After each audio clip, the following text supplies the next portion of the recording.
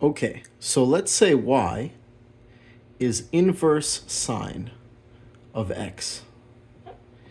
It's also called arcsine of x. That's the same thing. And both of these things mean that x equals the sine of y. Okay. And dx dy, meaning the derivative of x with respect to y, that would mean the derivative with respect to y of the sine of y. And the derivative of sine is cosine. So far, so good. The derivative of sine is cosine. So dx over dy is cosine of y. But we wanted dy over dx, which should be the reciprocal. So 1 over the cosine of y. Okay. Now, the cosine of y, what is that? Well, that means that y is an angle. Think of y as an angle. Here's a triangle. Here's the angle y. Okay? And we know that the sine of y is x, right? And sine, SOHCAHTOA, right? The sine is the opposite over the hypotenuse. So that sine is x over 1. Let's make it x over 1. We could have also made it 2x over 2. But let's make it x over 1. Okay.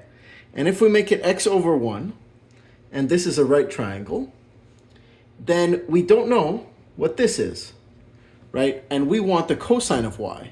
So we want this mystery number over 1. So this number has to follow the Pythagorean theorem, right? And that would mean, so this number squared plus x squared equals 1. So this number squared is 1 minus x squared, that mystery number squared. Therefore, that mystery number is the square root of 1 minus x squared. So this number is the square root of 1 minus x squared. And now this works, because if you take the square of 1 minus x squared, let's do this quickly here, of 1 minus x squared plus x squared, that equals 1 minus x squared plus x squared, which does equal 1 squared, of course, because these cancel.